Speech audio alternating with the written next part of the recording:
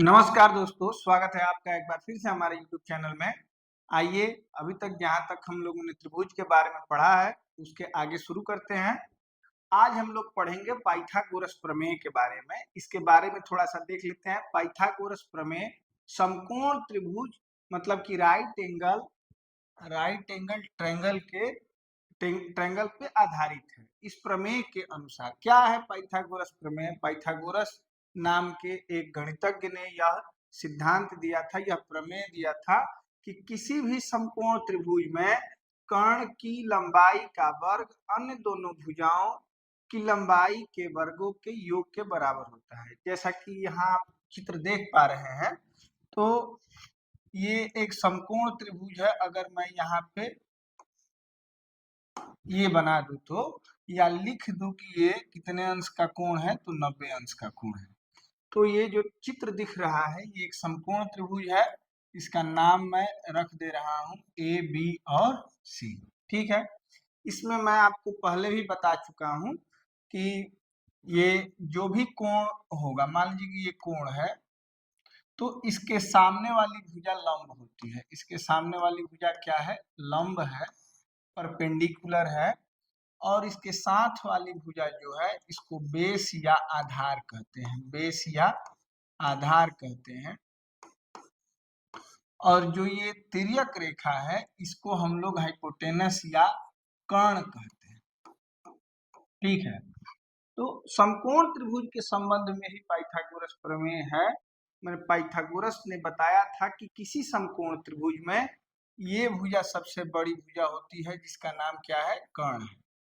और ये दोनों भुजाएं फिक्स नहीं है कि कौन सी छोटी होगी कौन सी बड़ी होगी। कोई भी भुजा इसमें से, दोनों में से छोटी या बड़ी हो सकती है। ठीक है। अब बात करते हैं कि पाइथागोरस ने कहा क्या है। तो पाइथागोरस ने कहा है किसी भी समकोण त्रिभुज में कर्ण की लंबाई का वर्ग अन्य दोनों भुजाओं, जैसे कि बेस और परपेंडिकुलर दोनों भुजाओं को कहते हैं, आधार और लंब की लंबाइयों के वर्गों के योग के बराबर होता है। इसका गणितीय रूप क्या होगा? तो कर्ण का जो वर्ग है बराबर होता है लंब के वर्ग और प्लस आधार के वर्ग। ठीक है। और एक बात है कि ये जो कर्ण है, ये सबसे बड़ी भुजा है समकोण त्रिभुज का। ये इन दोनों भुजाओं से बड़ा है। और त्रिभुज के निर्माण का नियम मैं आपको पहले ही बता चुका हूं कि दोनों भुजाओं का योग हमेशा इस कर्ण से बड़ा होगा। ये आपको ध्यान रखना है। ठीक है। चलिए, अब इसके बारे में थोड़ा यहाँ डिटेल देखेंगे। जैसा कि ये पाइथागोरस प्रमेय है कि कर्ण स्क्वायर इज इक्वल टू लंब स्क्वायर प्लस आधार स्क्वायर। ठीक है। तो पिछले स्लाइड पे मैंने आपको बताया था कि अगर मैं इसको थीटा मानूं तो सामने वाला लंब होगा, ये आधार होगा। लेकिन अगर मैं इसे कोई कोण मानूं, जैसे मान लीजिए कि इसको मैं अल्फा मान लेता हूं, तो इसके सामने वाली जो भुजा है, इसको हम लोग लंब कहेंगे। और ये जो साथ वाली भुजा है, इसका नाम हो जाएगा आधार। ठीक है। तो लंब और आधार डिपेंड करता है कि किस कोण के लिए माना जा रहा है। ठीक है। अगर इस अल्फा के लिए कहेंगे तो सामने लंब और साथ में आधार। यहाँ अगर मान लीजिए कि मैंने थीटा कोण माना था, तो इसके लिए सामने लंब और साथ में आधार। मतलब कि किसी समकोण त्रिभुज में आधार और लंब फिक्स नहीं है, कोण के आधार पे उसको हम लोग फिक्स करते हैं। ठीक है। लेकिन ये भुजा जो कि तिर्यक रेखा है, इसका नाम हमेशा कर्ण रहेगा, ये फिक्स है। ठीक है। अब इसी के संबंध में पाइथागोरस महोदय ने कहा है कि कर्ण स्क्वायर बराबर लंब स्क्वायर प्लस आधार स्क्वायर। इससे हम लोग कर्ण का मान भी निकाल सकते हैं।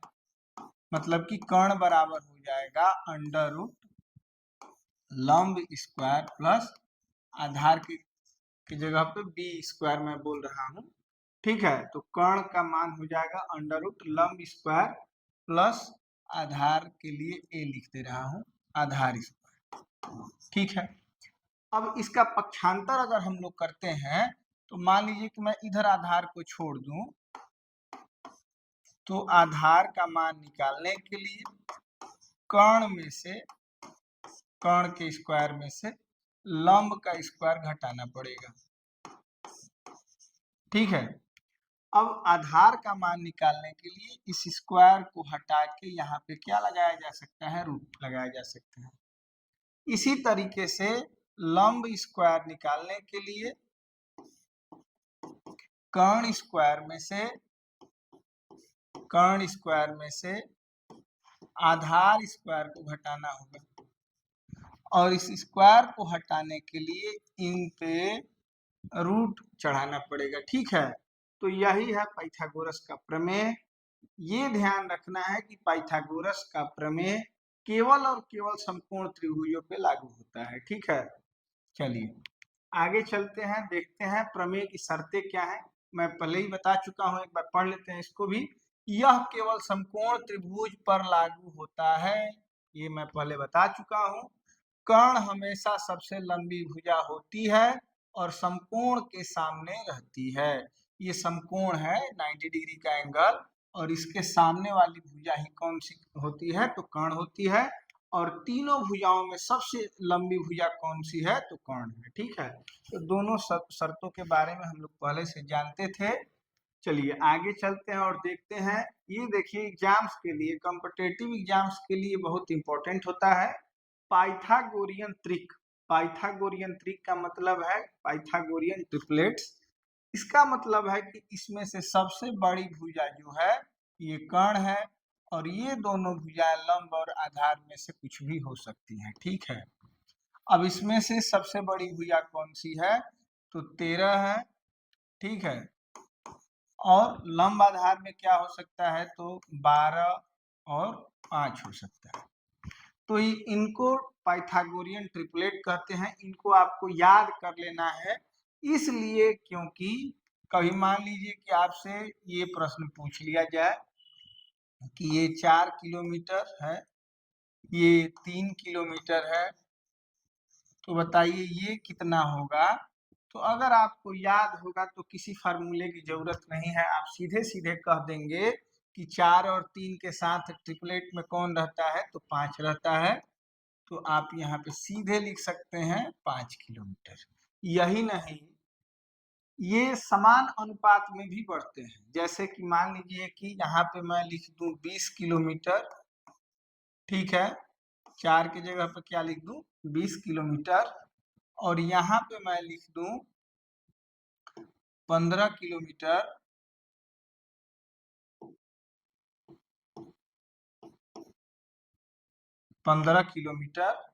तो ये क्या होगा, ये भी आप बता सकते हैं। तो देखिए रेशियो में मतलब कि इससे 5 में गुणा हुआ है, इससे भी 5 में गुणा हुआ है, तो निश्चित रूप से इसमें भी 5 में ही गुणा होगा। तो 5 पचे क्या हो जाएगा, 25 किलोमीटर।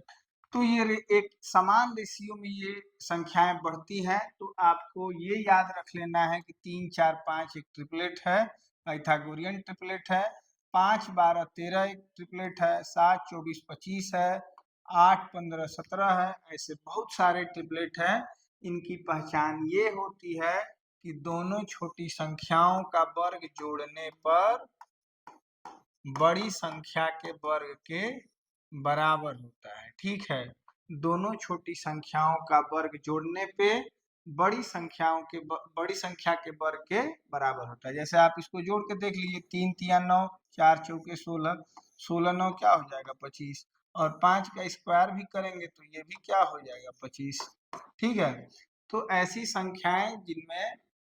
3 संख्याएं जिनमें 2 छोटी संख्याओं का वर्ग करके जोड़ने पे अगर बड़ी संख्या के वर्ग के बराबर हो तो उसे कहेंगे कि ये पाइथागोरियन ट्रिपलेट है। और इन 3 भुजाओं से बनने वाला त्रिभुज सदैव ही समकोण त्रिभुज होता है, ये भी ध्यान रखेंगे। ठीक है, ऐसी भुजाओं से बनने वाला त्रिभुज सदैव ही एक समकोण त्रिभुज होगा, ये भी निश्चित है।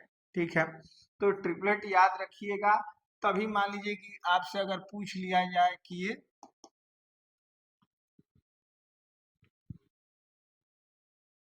मान लीजिए कि एक व्यक्ति अपने घर से निकला, एक क्वेश्चन मैं ले रहा हूं, ताकि आपको इसका महत्व समझ में आ सके। रीजनिंग का क्वेश्चन है, मैथमेटिक्स में भी इससे बहुत सारे क्वेश्चन बनते हैं। एक पूरी किताब है ट्रिग्नोमेट्री की, वो इसी पे बेस्ड है, ठीक है। तो इसको समझना बहुत जरूरी है। आप देखिए, मान लीजिए कि एक रीजनिंग का क्वेश्चन है, कोई व्यक्ति अपने घर से 50 किलोमीटर 50 किलोमीटर पूरब दिशा में चला। दाहिने हाथ की तरफ पूरब होता है, ध्यान रखिएगा। तो मैं इसको 50 किलोमीटर पूरब दिशा में ले जाता हूँ, ठीक है। फिर वहां से उत्तर की ओर मुड़ के 120 किलोमीटर चला। घर से उसकी न्यूनतम दूरी कितनी है, ये निकालना है आपको। तो जो पाइथागोरस प्रमेय को नहीं जानता है वो कैसे बनाएगा, तो इस 50 को 120 से जोड़ देगा और बता देगा कि 170 किलोमीटर घर से दूरी है। और जो व्यक्ति पाइथागोरस प्रमेय को जानता है वो दूरी निकालने के लिए कर्ण का मान निकालेगा, ठीक है। दूरी निकालने के लिए किसका मान निकालेगा, तो कर्ण का। अगर हम लोग किसी भी जगह से किसी अन्य जगह की दूरी निकालते हैं तो हम लोग न्यूनतम दूरी निकालते हैं, मतलब विस्थापन निकालते हैं। जैसे कि मैं यहीं से घूम के चारों तरफ से घूम के फिर यहीं आके खड़ा हो जाऊं, तो तय की गई दूरी भले ही ज्यादा होगी लेकिन विस्थापन मतलब कि न्यूनतम दूरी जो होगी वो शून्य हो जाएगी, ठीक है। तो न्यूनतम विस्थापन अगर हम लोग निकालेंगे तो इसके लिए कर्ण निकालना होगा। अब देखिए, अब कर्ण के लिए पाइथागोरस महोदय ने क्या कहा था कि कर्ण का मान निकालने के लिए लंब का स्क्वायर मतलब 50 का स्क्वायर करेंगे और 120 का स्क्वायर करेंगे और दोनों का वर्गमूल निकाल देंगे। मतलब कर्ण बराबर अंडर रूट लंब स्क्वायर प्लस आधार स्क्वायर। अब इसको हम लोग हल करते हैं तो 2500 और प्लस 120 का मतलब वर्ग करेंगे तो 14400 हो जाएगा। इसको जोड़ेंगे तो बहुत बड़ा कैलकुलेशन होने जा रहा है। और ये तो मैंने सरल सरल अंकगणितीय मान लिए हैं, अंकीय मान। अगर इसको मैं 51 और 53 कर देता तो और कठिन हो जाता। इसका वर्ग निकालना भी एक काम है, इसका वर्गमूल निकालना भी एक काम है, फिर इसके बाद वर्गमूल निकालना होगा, तो बहुत बड़ी समस्या हो जाएगी। लेकिन अगर आप लोग पाइथागोरियन ट्रिपलेट याद रखते हैं तो आप समझ जाएंगे कि ये 5 है, ये 12 है, इसमें 10 से गुणा किया गया है और इसमें भी 10 से गुणा किया गया है, तो निश्चित रूप से यहाँ 13 होगा और 13 में भी 10 से क्या कर दिया जाएगा, गुणा कर दिया जाएगा।